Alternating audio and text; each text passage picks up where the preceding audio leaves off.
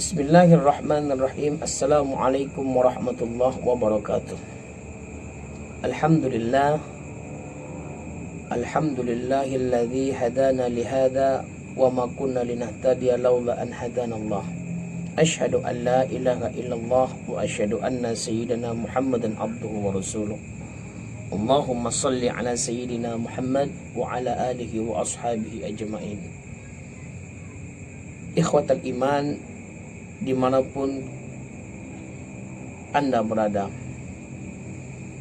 mari kita sama-sama bersyukur kepada Allah Subhanallah wa ta'ala, karena sampai dengan malam ini Allah masih memberikan kepada kita semua, yaitu berupa nikmat sehat dan juga nikmat kesempatan. Jangan sampai kita dicap Allah Subhanallah wa ta'ala tidak bersyukur kepada Allah. Maka ucapkanlah alhamdulillahirabbil alamin, agar Allah melihat ketika hambanya mengucapkan kalimat alhamdulillah, berarti hamba tersebut secara lisan mewujudkan rasa syukurnya kepadanya. Nabi pernah bersabda, ni'matani maghbunun fihima katsirun minan nas, as-sihah wal faghar. Kata Nabi, dua nikmat yang sering dilalaikan oleh manusia. Apa dua nikmat tersebut? Nikmat sehat dan juga nikmat kesempatan. Maka dari itu jangan sampai kita tergolong kepada manusia yang lupa atau lalai dengan nikmatnya. Mari kita sama-sama mengucapkan alhamdulillahirabbil alamin sebagai bentuk rasa syukur kita kepada Allah. Salawat dan salam kita sampaikan kepada manusia yang akhlaknya sempurna, budi pekertinya sempurna. Beliau adalah Sayyiduna wa Nabiyuna Muhammad sallallahu alaihi wasallam beserta keluarga dan para sahabat-sahabatnya serta para pengikutnya sekalian hingga akhir zaman. Dan kita berdoa kepada Allah, Allahumma ja'alna min ummati Rasulullah sallallahu alaihi wasallam. Ya Allah, jadikan kami semua yang nonton ini termasuk yang berdoa, itu bagian dari umat Nabi Muhammad sallallahu alaihi wasallam. Ikhwatal iman yang dimuliakan oleh Allah. Di dalam hadis Rasulullah sallallahu alaihi wasallam, hadis ini termaktub atau tercatat di dalam kitab Mukhtarul Ahadis yang ditulis oleh Al-Imam As-Sayyid Ahmad Al-Hashimi. Kata Rasulullah, afatuddin thalathatun.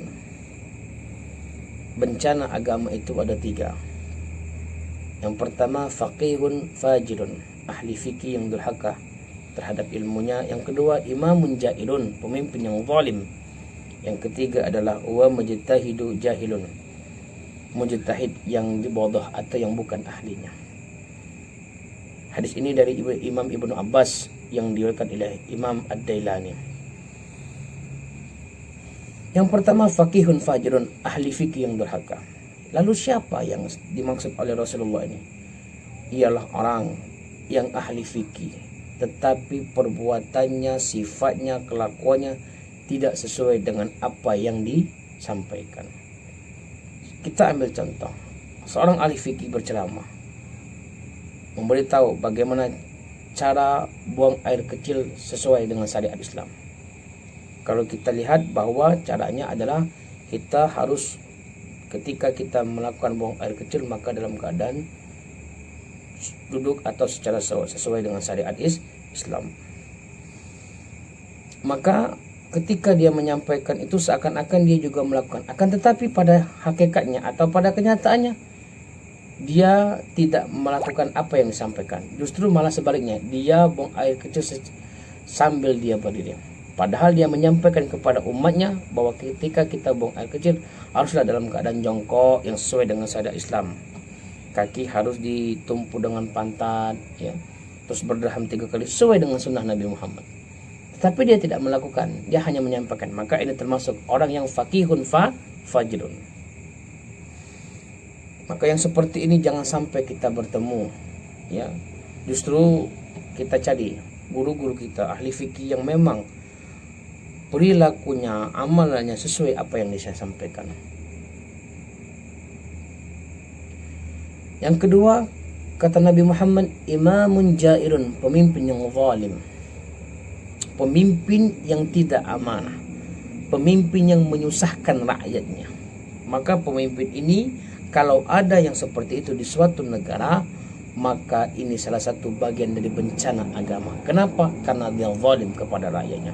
Bahkan dalam hadis riwayat Imam Ahmad kata Rasulullah sebagaimana yang disampaikan, kalau ada seseorang pemimpin yang dipilih oleh rakyatnya, dan pada saat itu dan pemimpin yang dipilih rakyatnya itu berbuat zalim kepada rakyatnya, fahuwa finnar, maka tempatnya di neraka. Maka dari itu, ayo kita berdoa kepada Allah. Allahumma rzuqna, ya Allah, berikan kami imamun adil, pemimpin yang adil, wal amanah, dan amanah. Jangan sampai kita mendapatkan pemimpin yang tidak adil. Kalaulah di negara kita pemimpinnya belum adil, maka kita doakan agar dia menjadi pemimpin yang adil, pemimpin yang amanah, pemimpin yang menjadi contoh bagi kita, pemimpin yang dekat dengan para ulama, pemimpin yang cinta kepada rakyatnya, pemimpin yang sedih ketika rakyatnya sedih. Maka seperti itulah pemimpin yang kita harapkan. Innallaha ya'murukum an tu'addul amanah. Sungguhnya Allah memerintahkan kalian untuk berbuat adil dan amanah. Kata Imam Ahmad bin Hanbal, jikalau doamu dikabulkan oleh Allah, maka mintalah pemimpin yang adil. Timbul pertanyaan, kenapa meminta pemimpin yang adil? Karena ketika kita meminta pemimpin yang adil, maka dampaknya kepada seluruh manusia yang ada di dunia. Lalu yang ketiga, wa majtahidu jahil. Orang yang dianggap mujtahid tetapi dia bodoh, dia mengeluarkan fatwa-fatwa seenaknya saja, berdasarkan akal, tetapi tidak berdasarkan dengan Al-Quran dan Sunnah, berdasarkan akal yang diikuti hawa nafsu. Padahal ketika kita berijtihad melakukan atau memfatwakan suatu hukum syariat, tentunya berdasarkan Al-Quran dan Sunnah Nabi Muhammad sallallahu alaihi wasallam.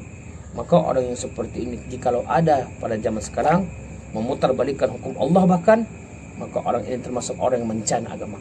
Sudah banyak pada zaman sekarang ini kaum liberal yang memutarbalikkan hukum Allah Subhanahu wa taala. Maka hati-hati orang yang seperti ini. LGBT dihalalkan bagi dia, padahal jelas bagaimana sikap Nabi Muhammad tentang LGBT. Bagaimana kaum Nabi Lut pada saat itu dihantam oleh Allah tentang perbuatan-perbuatan LGBT. Tahu-tahu ada orang-orang liberal yang memutar hukum balik Allah bahwa LGBT ada dengan dalil yang dia sampaikan, tetapi dia tidak tahu cara bagaimana menafsirkan ayat yang disampaikan. Maka dari itu, jangan sampai orang-orang seperti ini ada. Kalaupun ada, maka alamat orang-orang ini bisa menghancurkan agamanya, terutama agama Islam. Mungkin ini saja yang disampaikan. Mudah-mudahan bermanfaat bagi kita semua. Insya Allah kita semua terhindar dari yang namanya orang-orang yang zalim, orang-orang yang ahli fikih tetapi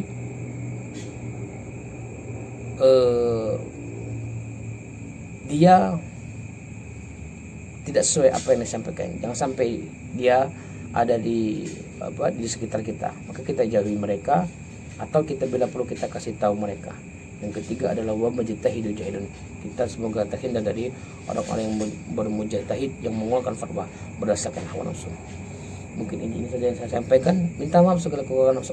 Wallahu muwaffiq ila aqwamit thoriq. Assalamualaikum warahmatullahi wabarakatuh.